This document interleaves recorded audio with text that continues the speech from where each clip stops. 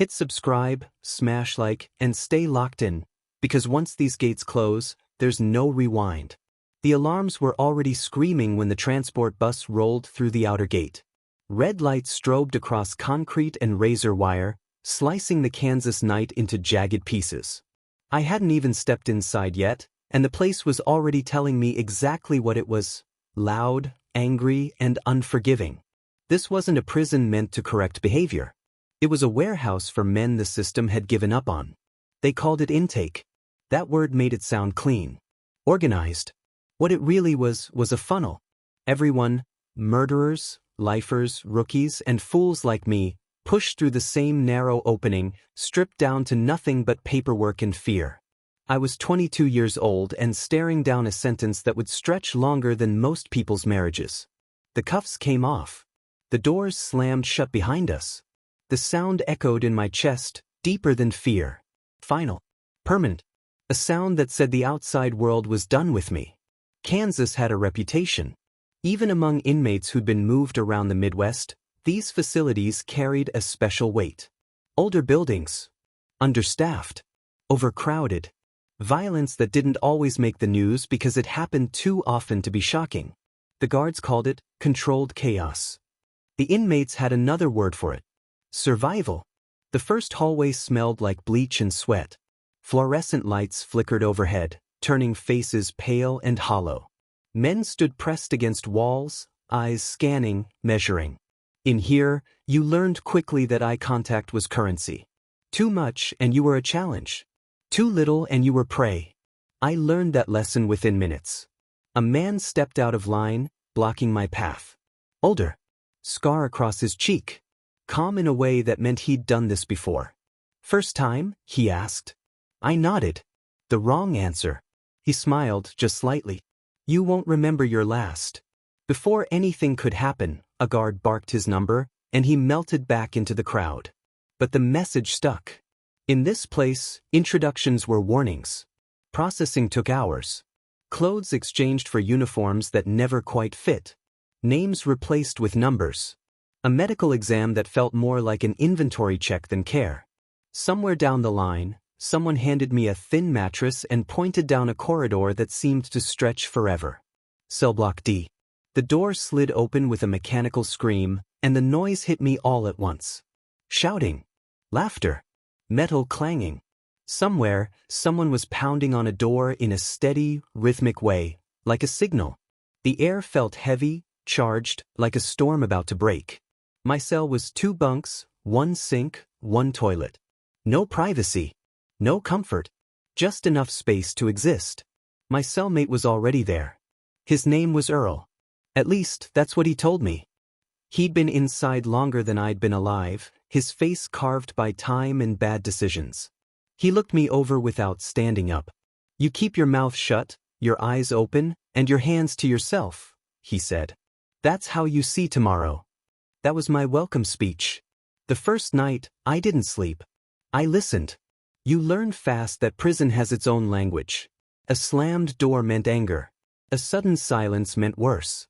Laughter late at night usually meant someone was being tested. Around 2 a.m., the tear went quiet in a way that didn't feel natural. Then came the scream. It was cut short. Too short. No alarms. No guards rushing in.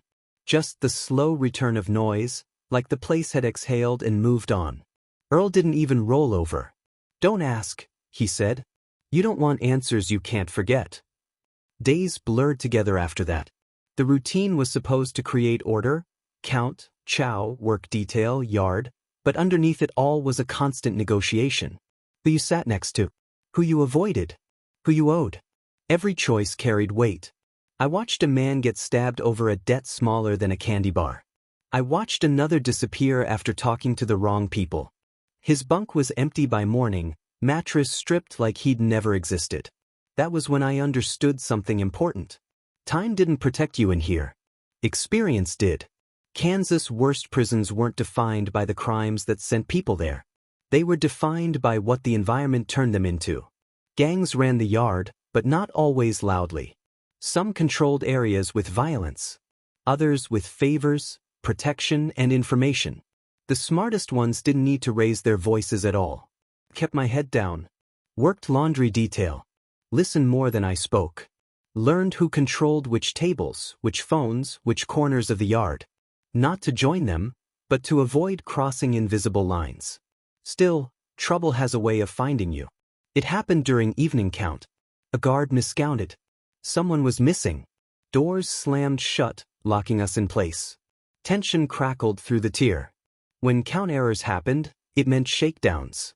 It meant searches. It meant someone had tried to move without permission. And in Kansas prisons, movement without permission was a death sentence. They found the missing inmate 2 hours later. Beaten unconscious in a shower stall, barely breathing. The word spread fast. He'd tried to switch units. Paid the wrong people. Trusted the wrong promise. That night, Earl finally looked at me with something like respect. "You see now?" he asked. I did. This wasn't about strength. Or numbers. Or even fear. It was about reading the room before the room read you. Years passed. Transfers came and went. Each prison had its own flavor of brutality. One was colder, the guards harsher. Another was warmer, more crowded, and ruled almost entirely by inmate politics. I adapted because I had to. Because the alternative was becoming another story whispered at night. But no matter how careful I was, no matter how invisible I tried to be, the system had a way of pulling you deeper. Files followed you. Rumors followed you faster.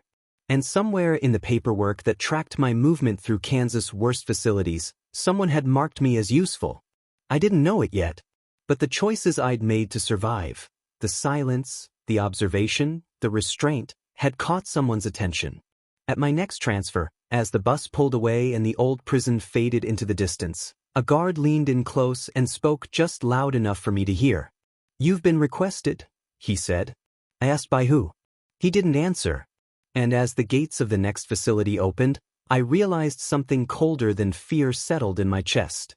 In Kansas' worst prisons, being noticed was often more dangerous than being hated. The second prison didn't announce itself with sirens or shouting. It welcomed you with silence. The bus rolled through the gates just before dawn, fog clinging to the ground like it didn't want to let go. This place sat farther from any town, surrounded by flat Kansas land that stretched so wide it made escape feel pointless. No mountains. No trees thick enough to hide in. Just distance and time working together. The guard's words echoed in my head. "You've been requested." That wasn't normal. Transfers usually came with paperwork, reasons, overcrowding, classification changes, disciplinary moves. Requests were different. Requests meant someone inside had pull. And pull inside a prison always came with strings. This facility had a different energy. The buildings were older, the paint chipped and sun-bleached, like the place had been forgotten by everyone except the people trapped inside it. Guards spoke less. Inmates watched more. It was quieter, but the quiet felt intentional, like everyone understood the rules without needing reminders. I was placed in administrative holding for 3 days. No explanation. No cellmate. Just a concrete room and too much time to think. Meals slid through a slot. Lights stayed on all night. It wasn't punishment. It was evaluation. On the 4th day, a counselor finally showed up with my file. He flipped through it slowly, eyes scanning lines I couldn't see. "You've managed to avoid incidents," he said. "That's rare." I shrugged. "Luck." He didn't smile. "There's no luck here." That afternoon, I was assigned to a work detail I hadn't requested. Library services. It sounded harmless. It wasn't. The library wasn't about books. It was about information. Who was studying cases? Who was filing appeals? Who was learning policy instead of street rules? And more importantly, who was talking to who? That's where I met Collins. He didn't look like someone important. Average height. Calm voice. No visible tattoos. He wore his time the way some men wore suits, comfortably, confidently. He'd been inside nearly 20 years, moving between facilities without ever landing in segregation. That alone told me everything I needed to know. He approached me while I was shelving returns. "You read a lot," he said. "Passes time." He nodded. "Time's the only thing we've got too much of." We talked about nothing at first. weather, which guards hated paperwork, safe topics. Then he asked the question that mattered. You ever think about how people survive long-term in places like this? I didn't answer right away. Most don't, he continued. They burn fast. Or they join something loud. Or they get comfortable being scared. I finally looked at him. And the ones who don't? They learn systems, he said. They become useful. That was the request. Collins wasn't a gang leader. He didn't run contraband. He didn't order hits. He connected people. He moved favors quietly, solved problems before they became incidents, and kept the balance just stable enough that everyone benefited, including the administration. He wanted me to help with paperwork, appeals, grievances, letters that needed to sound official without crossing lines. He'd noticed my file. Not my crime, my discipline record. My silence. My ability to watch without reacting. I told him no. He accepted it too easily. That night, my cellmate was replaced without explanation. The new one talked too much. Asked too many questions. Asked who I knew, who I'd spoken to. By morning, word had spread that I thought I was better than everyone else. In Kansas prisons, that kind of rumor was dangerous. The pressure built fast. Missed meals. Lost property. A shove in the hallway that looked accidental. Guards didn't intervene. They rarely did unless blood forced their hand. Collins found me again 2 days later. You don't have to say yes, he said calmly. But understand something. Neutral doesn't exist here. You're either part of a structure or you're exposed to it. I agreed to help. The work wasn't illegal. That was the genius of it. Everything we did stayed just inside policy. But policy could be bent. Timelines stretched. Requests delayed or expedited. A grievance filed at the right moment could change a housing decision. A well-written appeal could buy someone months of protection. Information moved faster than fists. Through Collins, I learned how deep the rot went. Guards trading favors for quiet. Administrators ignoring problems if the right inmates kept violence down. Entire units functioning because a handful of prisoners acted as unofficial managers. And I learned another truth. The worst danger wasn't violence. It was attention. After 5 years at that facility, I was transferred again. This time to a place inmates whispered about like a warning. A prison known for lockdowns that lasted weeks. For cells that never cooled in summer or warmed in winter. For guards who believed fear was management. I arrived older, harder, smarter, and carrying knowledge people were willing to kill for. The first week there, a fight broke out in the yard. I stayed back, hands visible, eyes down. A guard grabbed me anyway. "Ooh," he said. "You're coming with me." They took me to an interview room. 2 administrators sat waiting. A folder lay on the table between them. One of them tapped it lightly. "You've been in several facilities," he said. "You adapt well." I said nothing. "We have a problem here," the other added. "And we hear you're good at solving problems." That was the moment it hit me. I wasn't surviving the system anymore. I was part of it. And somewhere along the way, Kansas' worst prisons had stopped being places I endured, and started being places that expected something from me in return. The system always collects its debt. By the time I realized that, I had already been inside more than 2 decades. Different facilities, same concrete smell. Same echoes of doors slamming shut. Same promise every prison made without saying it out loud. You will either break, or you will change. I had changed. The final prison was the oldest of them all, a place that predated reforms, oversight committees, and public attention. Its walls were thick, its routines rigid, and its reputation earned. Men didn't come here to finish sentences quietly. They came here when the state ran out of patience. I arrived during a lockdown. No movement. No noise except boots and radios. The yard sat empty under a sky so wide it felt cruel. This wasn't a place that needed violence to control people. It relied on isolation, on waiting men out until time itself did the damage. They placed me in a unit known for disappearances. Not literal ones, administrative vanishings. Inmates transferred suddenly. Paperwork delayed until deadlines passed. Complaints that went unanswered until the men who filed them stopped asking. My reputation followed me. Guards knew my name before I spoke. Inmates watched without approaching. That kind of distance meant one thing. I was considered dangerous, even without a record to prove it. The first month passed quietly. Too quietly. Then the deaths started. Not dramatic. No riots. No headlines. Just men found unresponsive during count. Heart issues. Complications. Natural causes according to the reports. But patterns don't lie, even when paperwork does. All of them had one thing in common. They had filed grievances. They had asked questions. They had pushed for transfers or medical reviews. They had become inconvenient. I didn't speak up. Not yet. Survival at this stage wasn't about bravery. It was about timing. The turning point came with a man named Alvarez. He wasn't loud. Didn't run with anyone. He worked maintenance and kept his head down. One night he slipped a folded piece of paper through my door during chow. It was a list. Names, dates, units, transfers, medical requests. Every inmate who had died or vanished in the last year. And one final line at the bottom. You're next.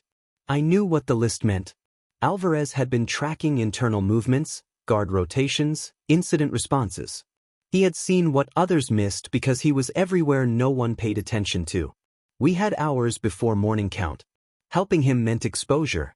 Ignoring him meant safety, at least temporarily. I chose to help. We didn't confront anyone. We documented.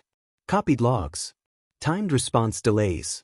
Cross-referenced deaths with staffing changes. Everything stayed clean, factual, undeniable. Then Alvarez disappeared. Transferred overnight. No notice. No forwarding information. His bunk emptied like he'd never existed. That was the warning. I waited 3 days. Then I sent everything. Not to the warden. Not to internal affairs. I mailed it outside, piece by piece, to places that couldn't bury it easily. Oversight boards. Legal advocates. Journalists who specialized in corrections. I used old contacts. People who remembered my name from appeals I'd helped draft years ago. The response wasn't immediate. Institutions never move fast unless forced. But pressure builds in silence too. Inspections began. Suddenly. Unexpectedly. Guards stiffened. Administrators smiled too much. Units opened that had stayed closed for years. Files went missing, then reappeared incomplete. During the third inspection, a body was found during count. This one couldn't be explained away. Too many witnesses. Too much attention. The story leaked. Kansas didn't like that kind of attention. Within weeks, leadership shifted. Staff reassigned. Policies rewritten just enough to look like reform. No apologies. No admissions. Just quiet changes and quieter transfers. I was moved again. This time, closer to release. No ceremony. No explanation.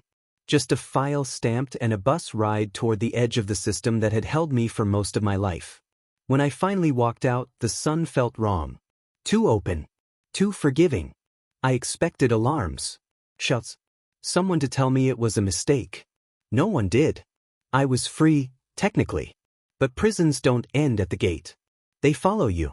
In how you stand. How you listen. How you never fully turn your back to a room. People ask how I survived 25 years in Kansas' worst prisons. They expect stories about fights. About alliances. About strength. That's not the truth. I survived by understanding that prisons are ecosystems. Every action feeds something. Every silence protects someone. Every question threatens balance. I learned when to disappear and when to be seen. I learned that the most dangerous men aren't the loud ones. They're the ones who never need to raise their voices. And I learned one final thing long after I was gone. The facility where Alvarez disappeared was shut down 3 years later. Officially for budget reasons. Unofficially, because too many records didn't match too many deaths. They never found Alvarez. But his list surfaced during a civil case, attached to a file labeled Exhibit C. That's how I know this for sure. I didn't survive because I was the strongest. I survived because I paid attention. And if this story feels heavy, if it made you uncomfortable, that's because it should. The system doesn't change because of outrage.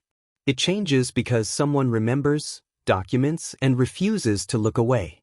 If you think this was intense, you're not ready for the next one. Hit subscribe and don't miss what comes after the silence.